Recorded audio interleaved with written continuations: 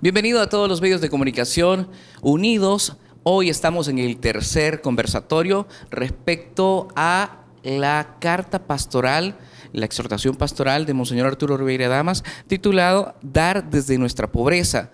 Este espacio, este conversatorio, pues lleva como lema artesano de la paz, porque fue importante su aporte respecto a todo lo que sucedía en cuanto al conflicto armado y la actividad de la iglesia de poder mediar, de poder que haya diálogo, que haya acuerdo para que cesara este nivel de guerra civil que existía.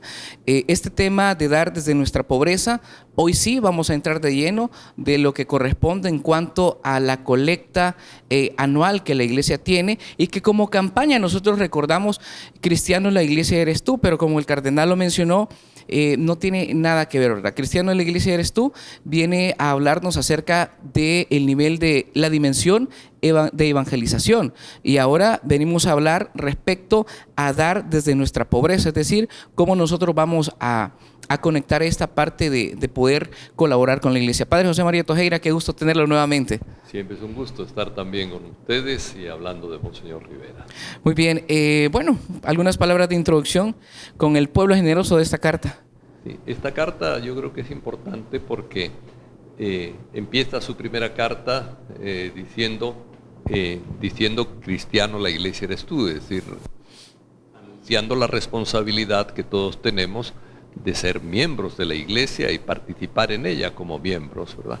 Y después sigue otra, que es esta, la dar desde nuestra pobreza, la de decir, bueno, si todos somos iglesia, todos tenemos que aportar a la iglesia. Y aportar a la iglesia desde todas las dimensiones posibles, ¿verdad? Desde la económica, desde la cultural, desde la profesional, desde todos los aspectos. Entonces, dar desde nuestra pobreza es una llamada a la generosidad ya existente, porque precisamente la carta empieza hablando de la generosidad, ¿verdad?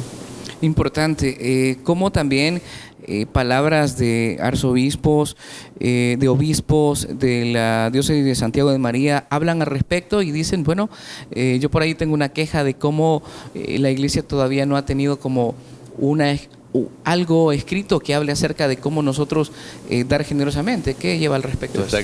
Él alaba mucho la generosidad del pueblo salvadoreño, y es cierto, incluso de personas que dejaron una buena parte de su herencia en favor de la iglesia en algunos momentos, pero sí advierte que no está organizada la solidaridad, ¿verdad? Y no hay una reflexión sobre la solidaridad interna que debe tener la iglesia en todos los aspectos, y en el económico también, ¿verdad? Ahora, ¿cómo también está enmarcada o cuáles serían los puntos centrales de esta primera parte? Es decir, se habla de comunión y esfuerzo. Monseñor Arturo Ribera y Damas siempre hace la referencia de ello, ¿verdad? Esfuerzo, trabajar en comunidad, ser solidarios. Y en ese momento también que era difícil, se pretendía también que como iglesia nosotros colaboráramos a ello. Claro, él siempre hablaba de la situación de guerra y el aumento de necesidades de la iglesia en el servicio a los pobres. Es decir, menciona que todas las iglesias estaban ocupadas recibiendo personas que huían de las zonas de violencia y ocupadas ayudándoles.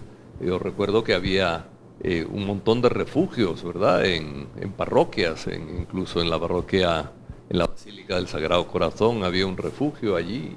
Estaban bastante encerrados, ¿verdad? En la parroquia de San Roque había otro refugio, y así en varias parroquias estaba la gente llegando que no tenía dónde alojarse, se alojaba en la iglesia y a veces pasaban más de un año alojados ahí.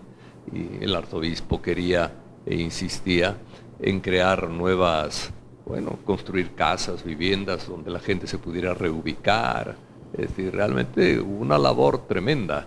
Y entonces decía, bueno, pues todos estamos ocupados en la solidaridad, tenemos que organizarnos para ser solidarios, ¿verdad? Para ser realmente una iglesia que acoge, que recibe a la gente, que da servicios de todo tipo, ¿verdad? Además del religioso, servicio para el desarrollo, etcétera. Luego también se habla acerca de una formación personal eclesiástica. Sí. Al querer realmente construir una iglesia autónoma, digamos, una iglesia que vive por sí mismo, que no es dependiente. La formación es indispensable, ¿verdad? Y formar en el seminario, incluso da las cifras, ¿verdad? De que realmente en una colecta que había habido por el seminario, solamente se había recogido una cantidad que daba para un mes nada más. Un porcentaje mínimo. Sí, un porcentaje mínimo de los gastos que significaba el seminario.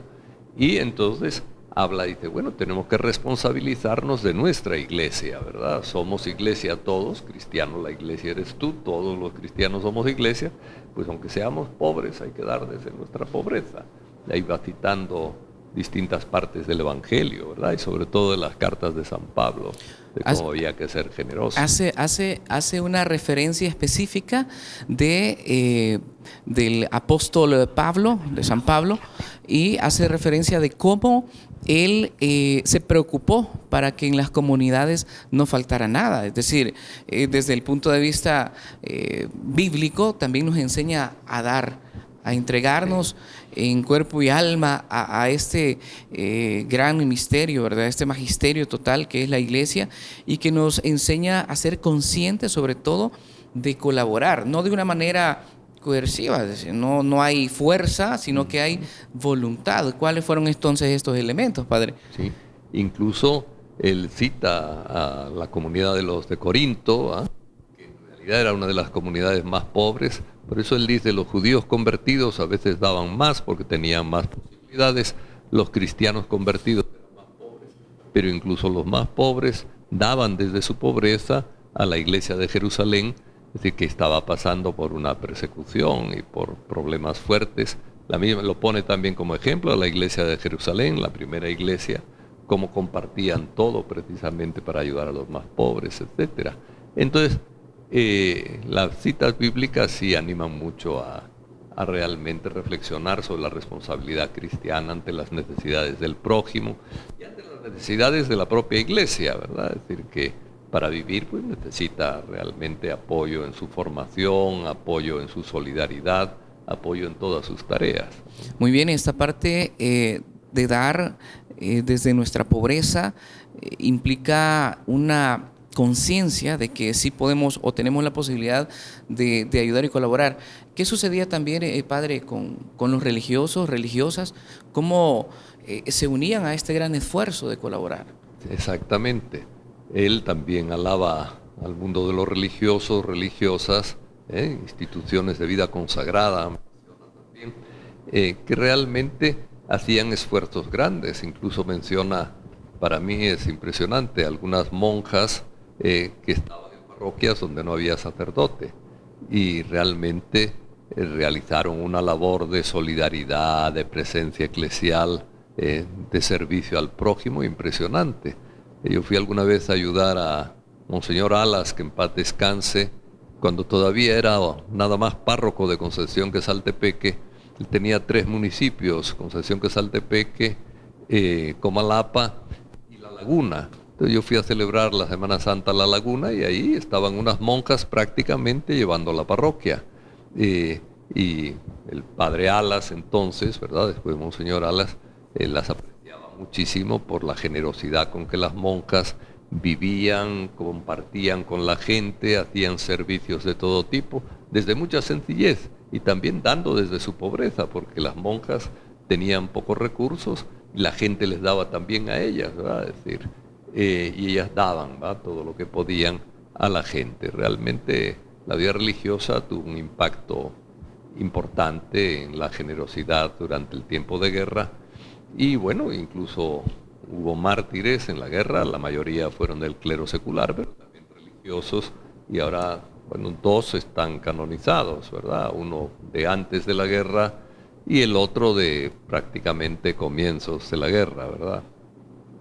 Hubo una formación intensa, estaba claro que Monseñor Arturo Rivera Damas quería personas formadas, conscientes del Evangelio, de vivirlo, encarnarlo, pues obviamente en una realidad muy compleja, pero no solamente a los catequistas, sino que a las religiosas, a los religiosos, y aquí entra también una estrecha amistad con el padre Ignacio de Acuría.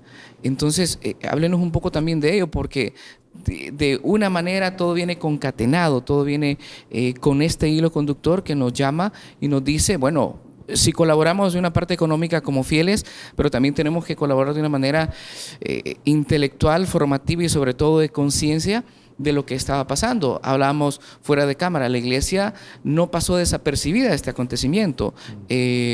Pues también los jesuitas estuvieron de la mano acompañando a Monseñor Arturo Rivera y Damas. ¿Cuál era el vínculo de amistad? Monseñor Rivera conocía a los jesuitas, claro, desde que era obispo auxiliar, ¿verdad? Es decir, y conocía a los padres de la UCA, tenía un gran aprecio hacia ellos, y con el Paya Curía muy pronto llegaron a unos acuerdos para enfocar el problema de la guerra muy semejantes y muy parecidos. Ambos estaban totalmente de acuerdo en que había que salir de la guerra a través de una negociación y a través de un diálogo, que tenía que haber un final de la guerra sin que hubiera vencedores y vencidos, sino que hubiera hermanos que se reconcilian, ¿verdad? Yo creo que este es un valor sumamente importante, porque muchas veces en los pleitos siempre queremos ser vencedores, ¿verdad? Y ellos decían, no, el cristiano no aspira a vencer, aspira a reconciliarse siempre. Y entonces tenemos que llevar esto a la guerra, ¿verdad? No puede terminar la guerra con la victoria de un grupo o de otro, sino con la reconciliación y el diálogo.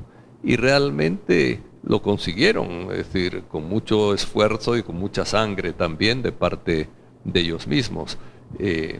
Monseñor Rivera me decía, cuando mataron a Yacuría y los padres de la UCA, que él estaba sumamente preocupado porque decía, él hablaba a veces en las conversaciones personales de un modo muy propio del salvadoreño, y me decía, ellos eran mis aleros en esta construcción de la paz que queremos, ¿verdad? Y realmente sí fueron aleros, amigos realmente en ese trabajo de construcción de la paz, ¿verdad?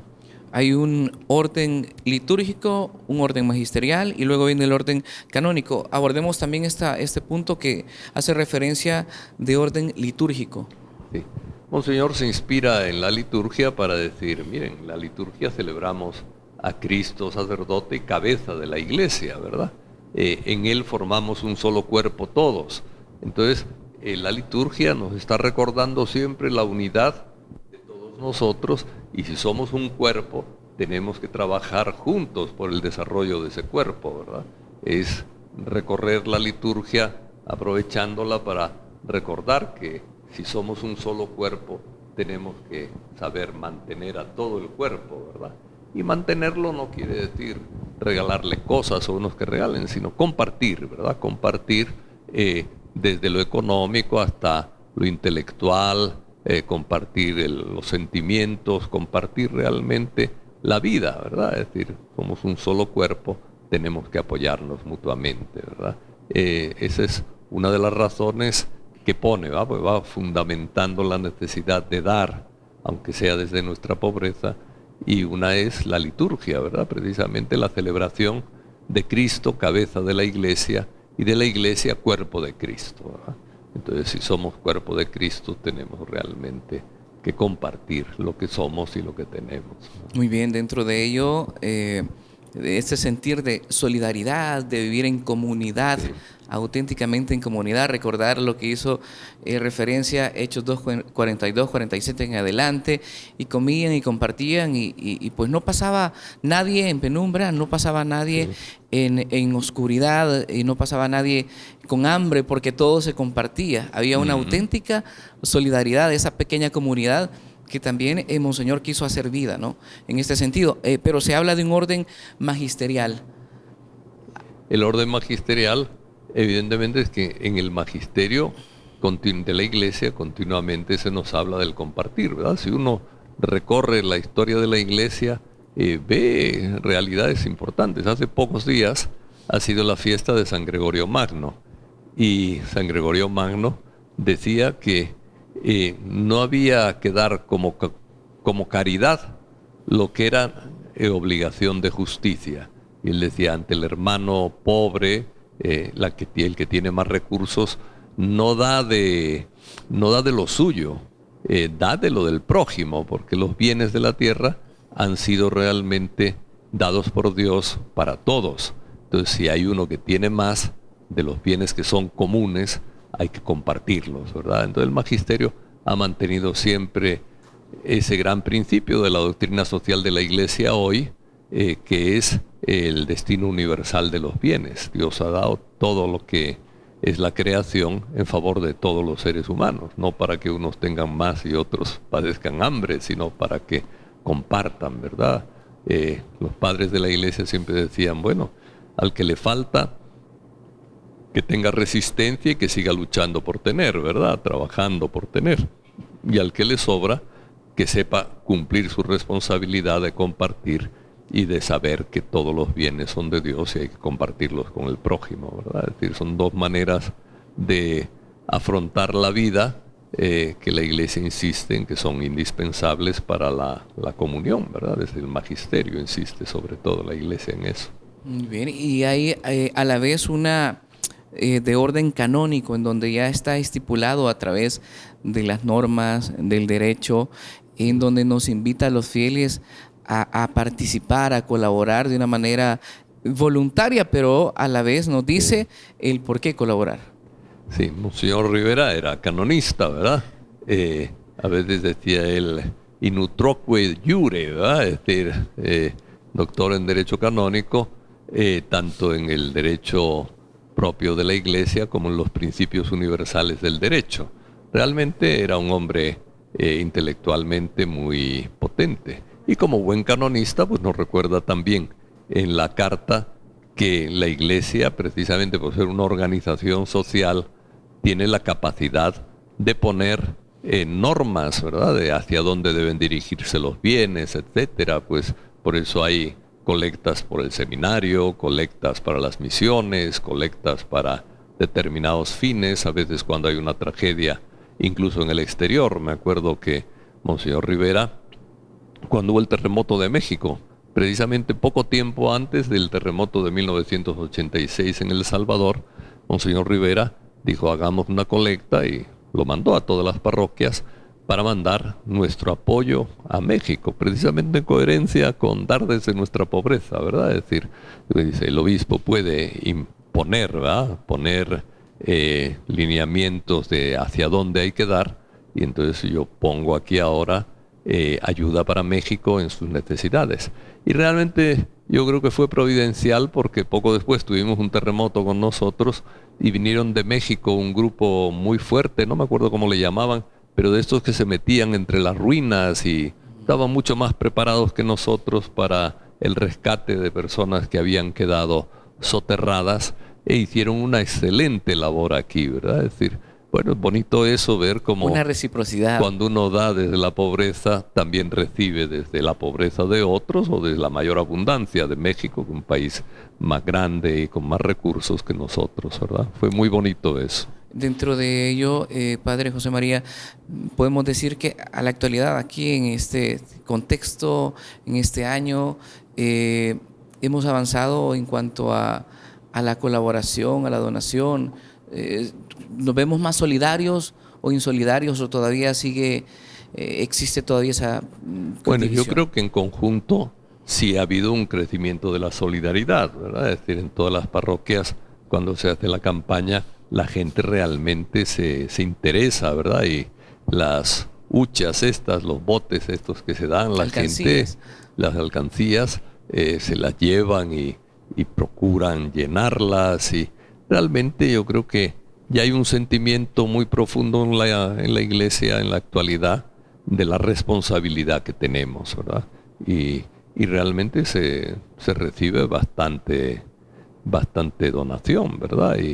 Y realmente se reparte también para necesidades de las iglesias de un modo muy bonito, ¿verdad? Se reparte generalmente a las parroquias más pobres, pero siempre para trabajos generalmente o de construcción de iglesias o de construcción de edificios con fines sociales, pues escuelas, centro parroquial, etcétera. Noviembre, a mitad de noviembre y parte de diciembre inicia esta campaña, ¿no? Sí, ya están convocándonos para el inicio de la campaña. De la campaña cristiano, la iglesia eres tú, que ya Sí, nosotros sí. hablábamos de la Ajá.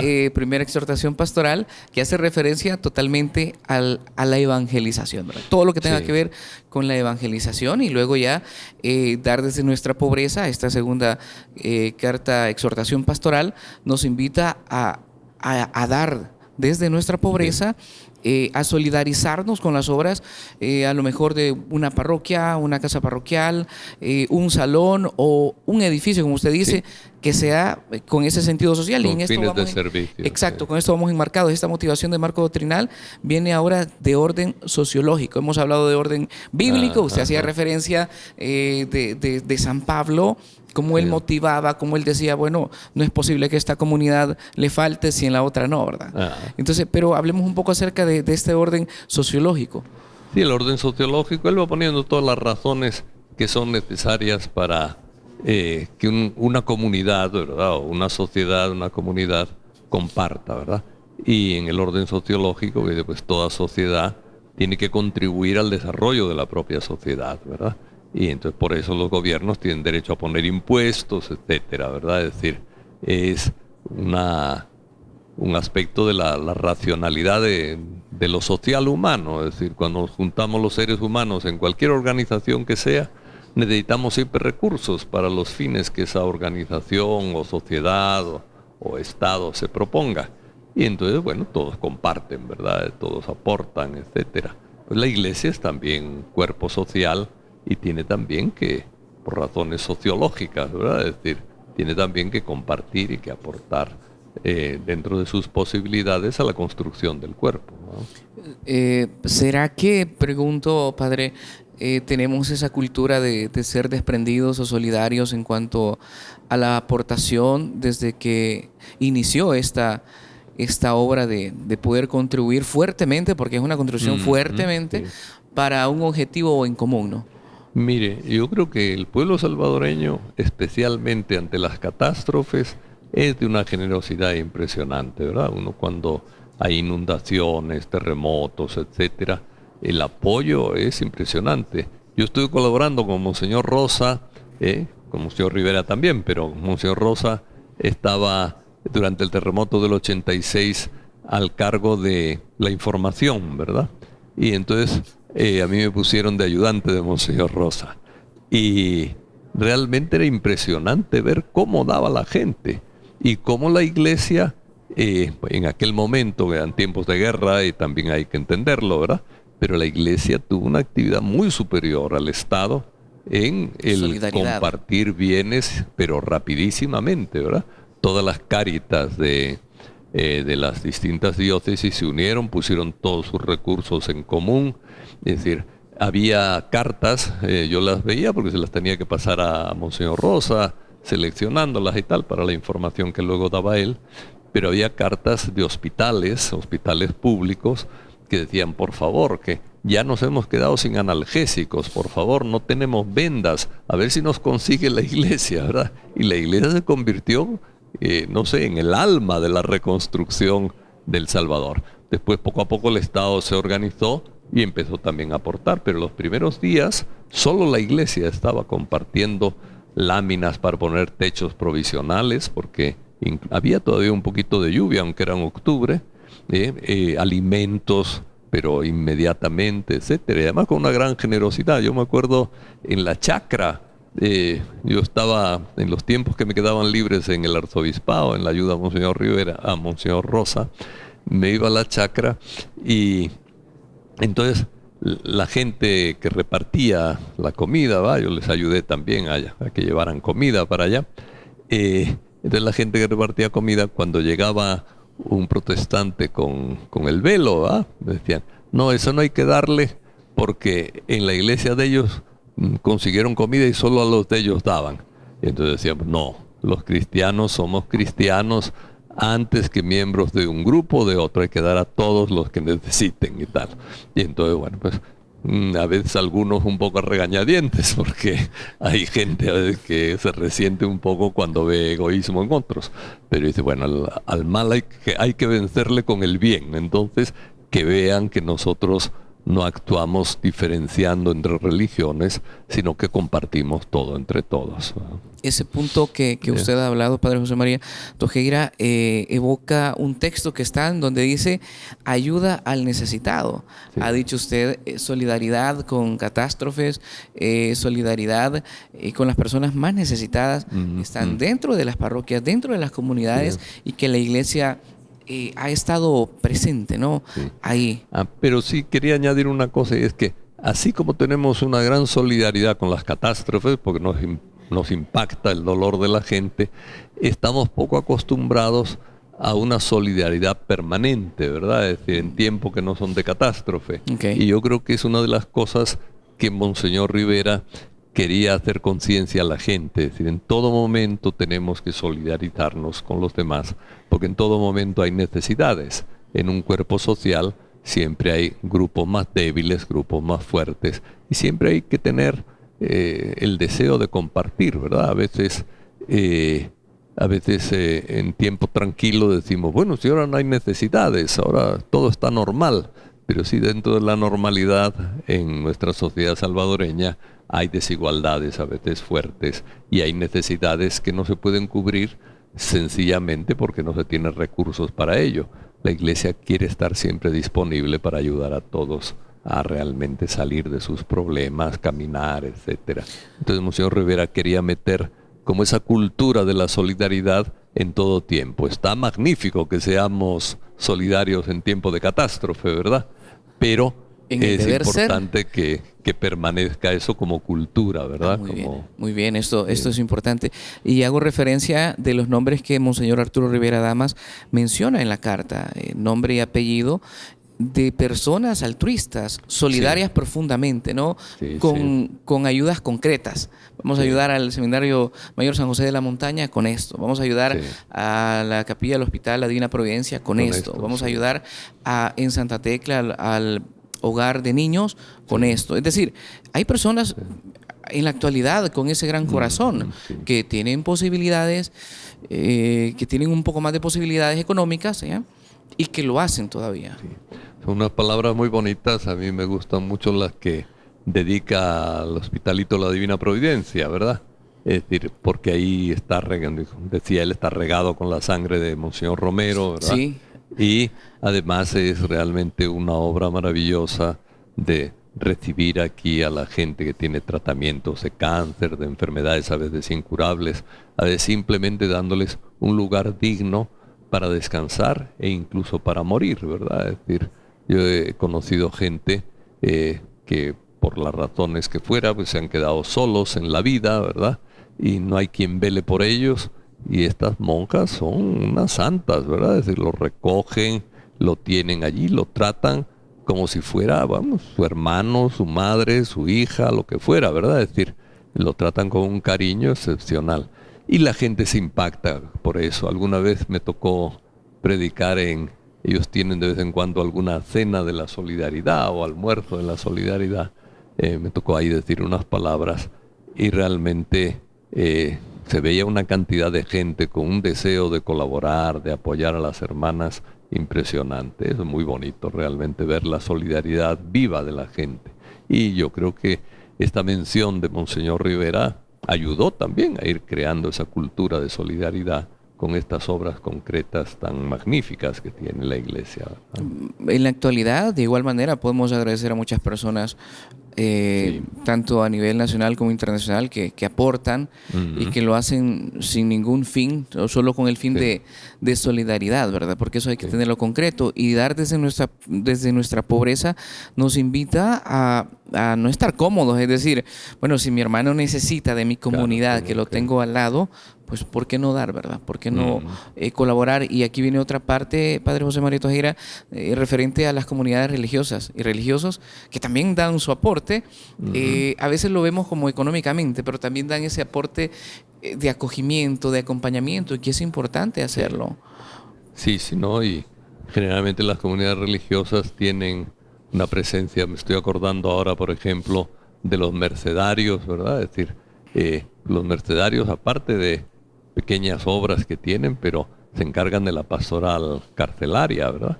Y visitan las cárceles, ayudan a la gente, cuando salen a veces les dan trabajo, al menos durante un tiempo en una panadería para que pues tengan algo que hacer, ¿verdad? Y empiecen a ganar dinero, después pueden, ya aprendido el oficio y trabajado, etcétera, pueden encontrar otros trabajos o empezar un emprendimiento, cualquier cosa, pero son trabajos realmente que son necesarios y que a veces son muy descuidados dentro de nuestra sociedad, pero la iglesia está ahí presente, ¿verdad? Siempre echando una mano en cualquier cosa que sea. Y eso era ayer y sigue siendo hoy. Yo creo que Monseñor Rivera contribuyó a crear esa cultura de solidaridad en el país, con mucha gente y con la vida religiosa, por supuesto, ¿verdad? De la mano de no dejar de lado el diálogo, de no dejar de lado esto esencial que para él y para la iglesia era también difícil, ¿verdad? Porque hablar de la palabra de Dios era arriesgado. Sí. La aplicación del evangelio haciéndolo vida era arriesgado. Si no, demos un vistazo en páginas de la historia y vemos cuántos mártires, religiosas, religiosos, ¿no? sacerdotes. Y a Monseñor Rivera, además, digo, claro, a veces él le acusaban un poco de que a veces la solidaridad y el dar desde la pobreza, que era para dar a los de un bando o lo que fuera, ¿verdad? Y lo atacaban. Es decir, yo me acuerdo, justo antes de que mataran a los jesuitas, hubo una cadena radial en que se pedía la muerte de los jesuitas, pero también se pedía la muerte de Monseñor Rivera y de Monseñor Goyo Rosa, es decir, diciendo mátenlos, es decir, porque estos están demasiado del lado de los rojos o de como les llamaran aquellos, ¿verdad? Es decir, era realmente una cadena de radio impactante. Uno creía que no iba a pasar nada, que era solo el desahogo del insulto por el inicio de la ofensiva, pero realmente con los jesuitas pasó, y yo creo que con Monseñor Rivera y con Monseñor Rosa no pasó nada por la reacción de solidaridad tan fuerte que hubo en el mundo, ¿verdad? Porque fue una solidaridad mundial en aquel momento. Y bueno, la sangre contribuyó a que avanzaran las conversaciones de paz. Entonces, Monseñor Rivera también animó a precisamente eso. Me acuerdo de su homilía, dijo, miren, esto no puede ser, tenemos que buscar la paz. Esto, bueno, en fin, pero sí, Monseñor Rivera no tenía miedo a que el diálogo, a que el compartir, a que el mensaje evangélico fuera mal interpretado. Lo trataba de explicar y de explicar muy bien, como en esta carta, por ejemplo, pero sí, era un hombre decidido a crear cultura de solidaridad desde la capacidad de dar, incluso desde la pobreza, ¿no? Todos estamos llamados a ser artesanos de la paz en un contexto, desde la familia, que iniciamos respetando, amando, perdonando, en la comunidad y que mejor en una sociedad en donde hay a lo mejor desigualdades grandes, pero esto no quiere decir de que el cristiano no vaya a dar testimonio de eso. Yo recuerdo esa frase y ese momento en donde se habla de decir, bueno, pero esta carta nos está invitando a dar, pero si es que está sucediendo algo diferente y que no tiene la atención él ahí, ¿verdad? Entonces, era como que un grupo lo acusaba y lo difamaba y decía, bueno, no es posible, ¿verdad? Que él no esté tan pendiente de la paz o de mediar como tal. Sí lo estaba haciendo, sí lo hizo, pero que siempre la parte del magisterio nos invita a la solidaridad, a continuar con las obras. Las obras siguen avanzando, se sigue dando esta campaña de Cristiano en la Iglesia eres tú, económicamente para contribuir, para ayudar a las personas, ayudar a las comunidades, a las parroquias más necesitadas específicamente de El Salvador, ¿verdad? Para construir una ermita, una casa parroquial, usted lo dijo, o un lugar social donde se pueda contribuir, ¿verdad? En salud, en bienestar, pues todo aquello que invite a la solidaridad. Sería entonces una característica primordial, padre, esto del cristiano para uno, ¿verdad? Yo creo que sí, que es indispensable tener una actitud solidaria, ¿verdad? Es decir, a veces no tenemos muchos recursos, pero siempre podemos dar algo. De nuevo vuelvo al ejemplo de las catástrofes.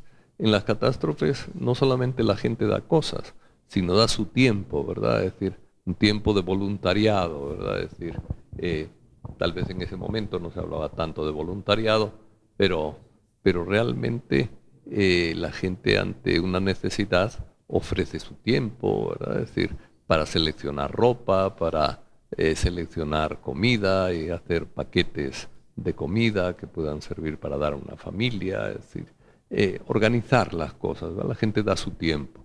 Entonces, dar desde la pobreza es tener esa actitud profunda de ser solidario ante las necesidades de las personas, ¿verdad? La Iglesia, al ser una sociedad tan metida dentro de la realidad nacional, ¿verdad? La Iglesia está en todas partes, ¿verdad? Es decir, entonces la Iglesia es muy consciente de las necesidades y nos invita a decir, miren, hay necesidades en el país, somos cristianos, trabajemos, ¿verdad? Solidariamente para cubrirlas. Importante cómo la Iglesia presta atención y nos invita a todos como laicos a comprometernos, a formarnos, porque para Monseñor Arturo Rivera Damas era importante la formación, importante que los catequistas, que las comunidades estuvieran bien formadas. Bíblicamente, solidariamente, y la reflexión del Evangelio, pues nada de superficial, sino una profundidad, ¿no? Un encuentro con Jesús, y ahí vamos encontrando esto, ¿no?